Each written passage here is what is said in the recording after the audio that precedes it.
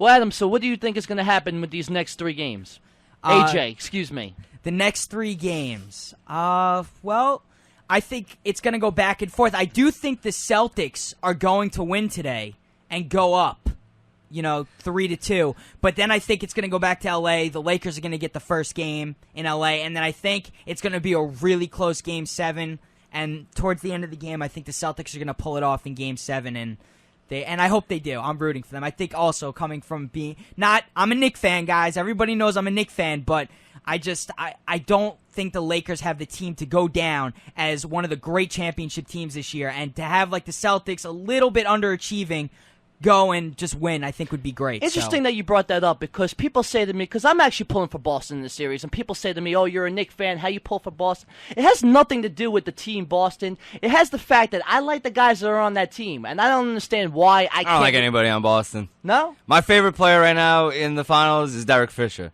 That guy is the man. I mean, straight up. You want the Lakers to win. Yeah, absolutely. I hate Boston. I hate that area. I hate that city. Well, I don't like the city of Boston. I hate every single sports franchise from that city. All right, with DP's predictions. The Lakers are going to win in 6. They're going to win tonight, and they're going to win the first game back in L.A. I've heard that before, too. Yeah, People saying the Lakers in 6. Yeah. I think Boston's going to win in 7. No, but seriously, I think when you look at Fisher's numbers, I mean, he's only had I'm looking right now, 9, 6, 16, and 6. But I mean, that guy he makes some incredible plays. Well, that guy 4 for 4 from the line down the stretch in the fourth quarter. He makes all his free throws, gets down into the lane, gets the and one, takes the charge. Well, he's been in situations like that. You see over the years, Derek Fisher's always perfect for a championship team. Always been a big player like that, but he's got to stay. Out of foul trouble. If Derek Fisher's out of the game, I think that hurts the Lakers big time. The bench isn't as strong. No, it's not nearly as strong. And when you have guys that are as good defensive players as on the Celtics, like Tony Allen has really stepped it up on Kobe Bryant, and it's been effective. I mean, maybe Kobe Bryant has 33 points, but it's better than him scoring 40, which is what he's capable of doing. Well, Allen brings something that Ray Allen can't bring. Defensively, and you could see. I think that Tony Allen on Kobe Bryant seems to. I think Tony Allen can cover Kobe's turnaround moves a little bit better than Ray Allen. He's can. a better defensive player when it's all said and done. So I think late in the game, I think Doc Rivers is kind of in a bind. Does he keep his shooter in there, or does he keep his defender on Kobe? And I think that's why maybe Ray Allen's coming off of his groove in some games. Well, Kobe was asked at the press conference if Tony Allen and what it's been like playing against him, having such a good defender on you, and this is what Kobe had to say. Well, he does a great job. I mean, he's, he plays hard, he competes, and he's a good, solid defender. So I'm enjoying it.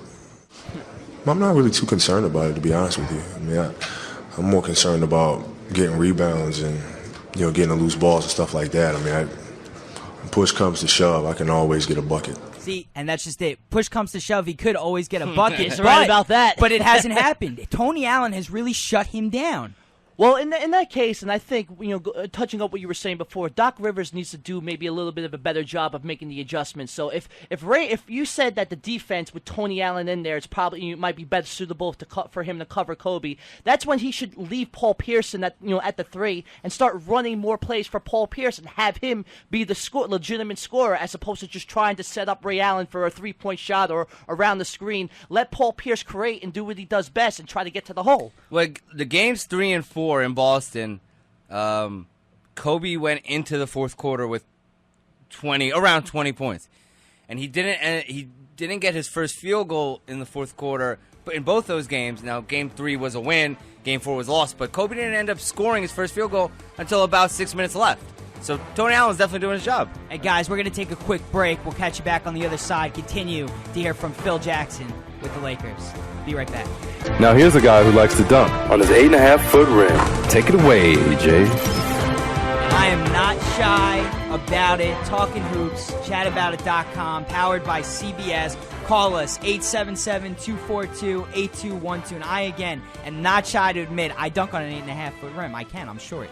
What are you gonna do? But are they like standard dunks? You like doing NBA I can do Jam? tomahawks. No, it's like NBA Now Jam. you're using a women's basketball to palm it, or could it's- you actually palm a regular basketball? I could palm a regular basketball. Oh, Angel, we should put this on the show one Well, day. you know what? Videotape. We'll make a video of it, guys. Maybe next week, and then we'll put the video up here. Me Even dunking better on idea. 8.5. Why don't the three of us get together and we have a dunk contest? Yeah, we can and do that put that also. on the show and have people vote. That you're hurt.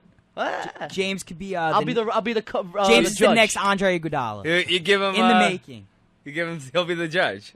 Right? No, definitely. We're totally up for that. But getting back into all this, Phil Jackson asked at the press conference about Lamar Odom's play. How do we get Lamar Odom jump started? Give him candy.